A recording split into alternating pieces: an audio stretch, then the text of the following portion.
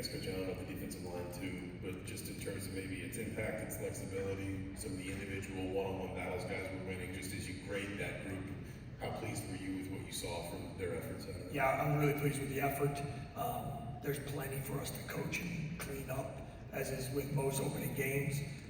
But from an effort standpoint, what Coach Randolph's been able to do with those guys and the new faces and learning our scheme and implementing it, really pleased with it from them. So Andre Carr was obviously disruptive that game. You said post game, like he's an experienced guy, like he's seen games before. How does that help you? That experience, just as a play caller. Yeah, it helps a lot. That's something that we talked about going into the games was, we have a lot of new faces, and some of those guys have played and some haven't played, right? So that's one of my big things in the box. I ask guys all the time, anybody have big eyes down there? What's the look in their face? And Andre definitely is a guy that, is battle tested, and I think that showed. We've got Mike here on your left, and then Seth. I wanted to ask you about two guys. First was Aaron Casey. Was he the best defender on the field on Saturday? And then Philip Dunham. How much have you seen him progress in the last 6 months and your relationship with him kind of taking over that role? Yeah. What have you seen from him? For sure, two guys who definitely stood out. Ace to me, play fast. He's got great talent. He's shown that before, but he has a really good understanding of what we're trying to do schematically. And he's taken lead of his leadership role, and he flew around and made a ton of plays. You guys saw that Philip Dunham, that play that he made, I can show you 50 times already in the practice field. So I tell guys all the time, if you do it in practice, you're gonna earn the opportunity to go play meaningful snaps, and whatever you do in practice is gonna show up in the game. But he's become more consistent. I mentioned that in the previous press conference, but he's become more consistent. He's matured. He's bought in. He's doing a good job. We'll go Seth and Daniel. Kind of alongside Aaron, Jacob had a strong game too. I know he had that PBU in the end zone that kind of saved the touchdown. Just what do you see from him? How do you feel like he settled into his first game here? He did a good job. Pleased with his progress throughout. Again, you have a new face who's learning a new system. So anytime with the first live bullets, our guys are going to respond and react.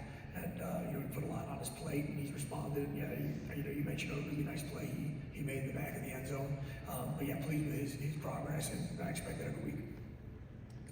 They moved the ball some into the red zone, and do you guys feel a lot of times your defense stepped up, forced quite a few field goals.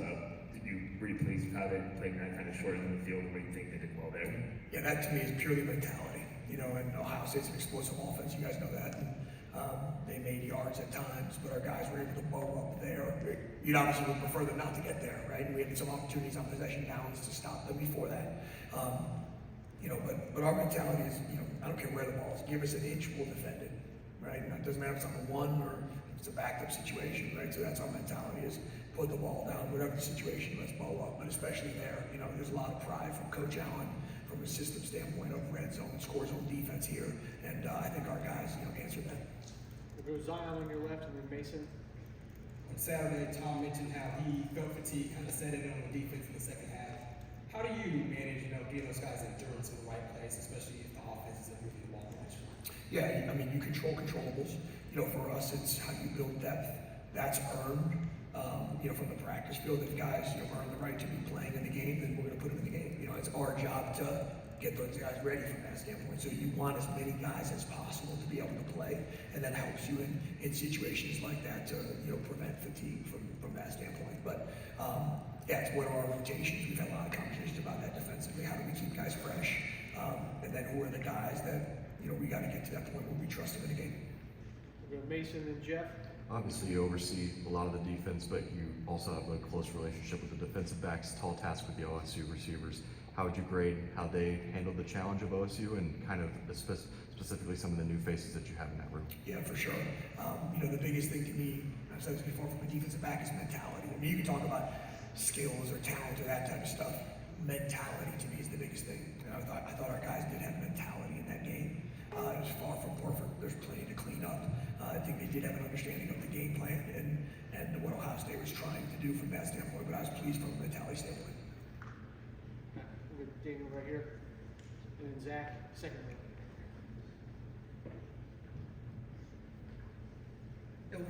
I guess overall, I felt like your pass rush was relatively improved as opposed to last year. Obviously, Andre Carter was phenomenal for you up front. When you kind of look around that room in general, though, you've got a lot of experience up front. kind of how would you assess maybe Phillip and the overall kind of, I guess, showing that your line in front seven in general?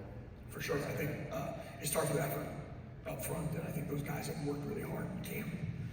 And schematically, we have some, guys that have some skills, and how do we try to put them best in position to be able to make plays. So that's, obviously part player-led, part coach-led, and trying to put that together. But I am pleased with the effort from that standpoint. We have to continue to grow, our patterns and our rush packages to, best exploit what offense is doing. With Zach on the left and then Seth.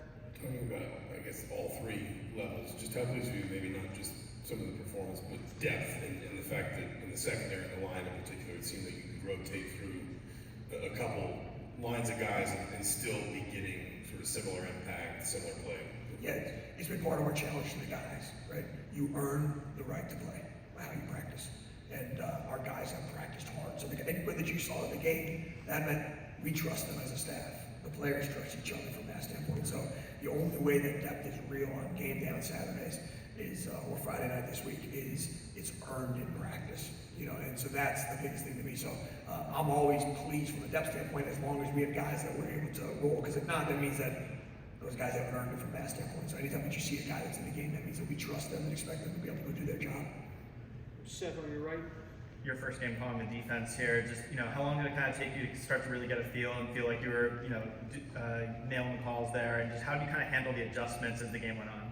Yeah, it's a great question. It's the first time, that I've been part of this defensive staff from that standpoint. So we do a lot of mock games, and we do a lot of long night conversations to make sure everybody's on the same page. But I thought from an adjustment standpoint, communication, it was clean, and that's a testament to the defensive coaches who are down in the field with those guys. I thought, from that standpoint, it was good. That's our job, just to have guys ready to play, to adjust, to have the guys believe and be able to go play hard and fast. Go ahead, Mike, in the front left. When you watched back the film, did anything stand out to you that you didn't notice on Saturday?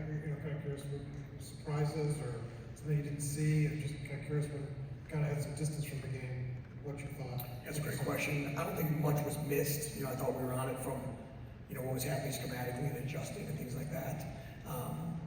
But it's about details and execution. There's critical moments in that game that our details and execution weren't what they needed to be to win the game.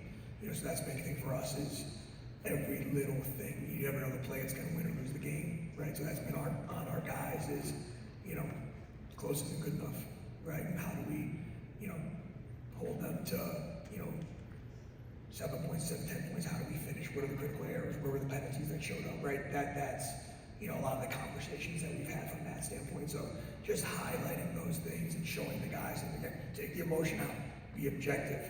This is the reality of the situation. How do we get better? So I was pleased with the effort from that standpoint, but the details can be better. Anything else for Matt? If not, thanks, Matt. Thanks, Appreciate guys. it.